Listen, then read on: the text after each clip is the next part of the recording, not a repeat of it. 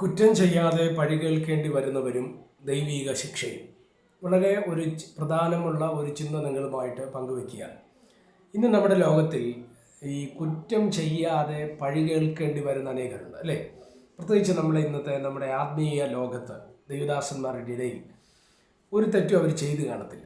പക്ഷേ ഇന്ന് നമുക്കറിയാം, എന്തെങ്കിലും ഒരു വിഷയം ആരുടെയെങ്കിലും കയ്യിൽ കെട്ടിക്കഴിഞ്ഞാൽ സോഷ്യൽ മീഡിയ വഴി ഫേസ്ബുക്കിലൂടെ, ഇൻസ്റ്റയിലൂടെ, യൂട്യൂബിലൂടെ അത് വീഡിയോ ആയി പ്രചരിപ്പിച്ച് ആ വ്യക്തി എത്രത്തോളം നമുക്ക് തകർക്കാൻ കഴിയുമോ അതുപോലെ തകർക്കുന്ന ഒരു മേഖല ഇന്ന് നമ്മൾ സ്വാഭാവികമായി കണ്ടുവരികയാണ്. ഞാൻ നിങ്ങളോടൊന്ന് ചോദിക്കട്ടെ, ആ വ്യക്തി തെറ്റ് ചെയ്തെങ്കിൽ ആ ശിക്ഷയ്ക്ക് അദ്ദേഹം അർഹനാണ്. ഏത് വിധത്തിലും ദൈവിക ശിക്ഷയുമുണ്ട്, ദൈവത്തിൻ്റെ ഇടപെടൽ അതിനകത്തുണ്ട്. പക്ഷെ മനുഷ്യൻ ഒരിക്കലും അതിനെപ്പറ്റി ശിക്ഷ വിധിക്കാൻ മനുഷ്യന് അവകാശം ദൈവം കൊടുത്തിട്ടില്ല. ഇനി അദ്ദേഹം ആ തെറ്റ് ചെയ്തിട്ടില്ലെങ്കിൽ നമ്മൾ ഈ ചെയ്യുന്നതെല്ലാം ദോഷമല്ലേ? അതിന് മറുപടി ആര് പറയും?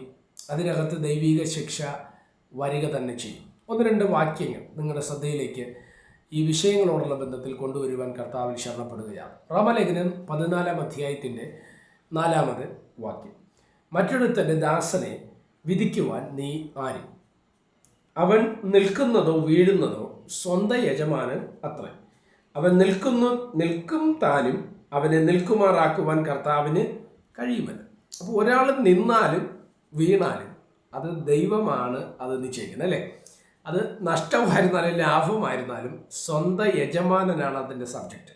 ഇനി ഒരാൾ വീണു പോകുന്നതുമെങ്കിൽ ഒരുപക്ഷെ അദ്ദേഹത്തിൻ്റെ പ്രവൃത്തി ദോഷമായിരിക്കാം, ഇല്ലെങ്കിൽ ആ വിഷയത്തിൽ അദ്ദേഹത്തിന് സഹിക്കാനോ പിടിച്ചു നിൽക്കാനോ കഴിയാത്തൊരു സാഹചര്യം വന്നു പോകാം. അങ്ങനെയൊക്കെയാണ് ആൾക്കാർ വീണു പോകുന്നത്.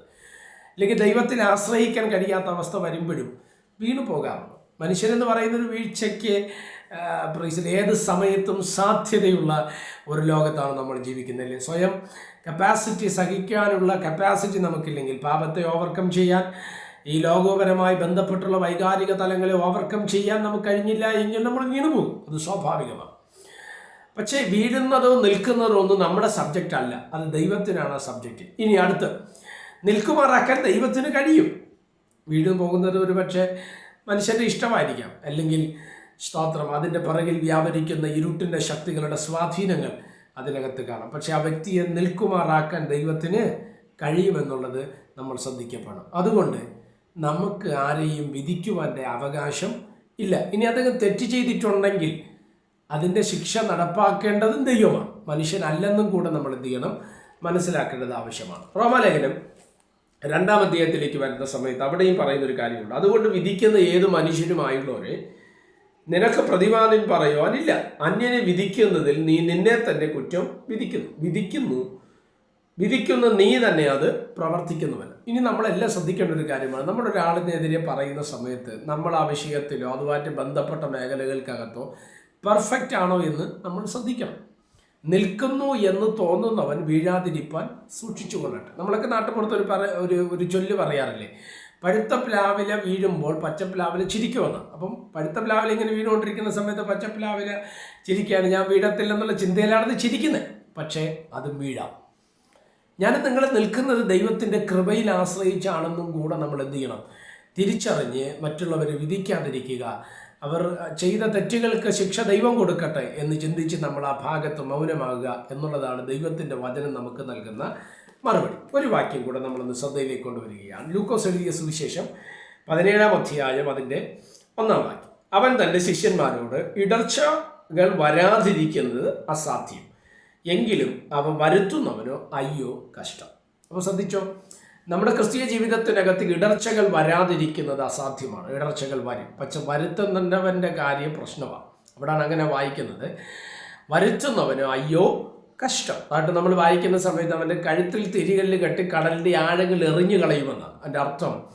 ഒരാൾ ചെയ്യാത്ത ഒരു തെറ്റ് അതിന് നമ്മൾ പഴി പറഞ്ഞ് ദൂഷി പറഞ്ഞ് അതിനെ പെരുപ്പിച്ച് മറ്റുള്ള ചെവികളിലേക്ക് അത് കൊണ്ടെത്തിക്കുന്ന സമയത്ത് ഒരു കാര്യം ഓർക്കുക, അദ്ദേഹം തെറ്റ് ചെയ്തിട്ടില്ല എങ്കിൽ ഈ പറയുന്ന നീ ദൈവിക ശിക്ഷയ്ക്ക് പാത്രീഭൂതരായി മാറും എന്നുള്ളതിനകത്ത് ഒരു സംശയവും ഇല്ല. അതുകൊണ്ട് ഇൻ കേസ് ഒരാൾ തെറ്റ് ചെയ്തു എന്ന് നിനക്ക് അറിഞ്ഞാൽ, ഇല്ലെങ്കിൽ നീ അതിനെക്കുറിച്ച് മനസ്സിലാക്കിയാൽ കൃത്യമായിട്ട് ആ വിഷയം കൺഫേം ചെയ്യുക.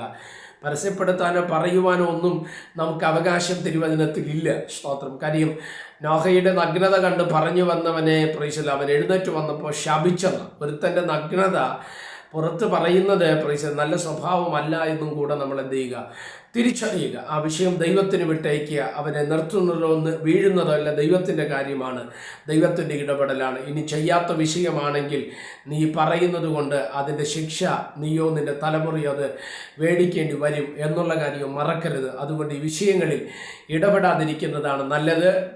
ദൈവത്തിൻ്റെ ആത്മാവ് അതിനായിട്ട് നമ്മളെ സഹായിക്കട്ടെ. God bless you.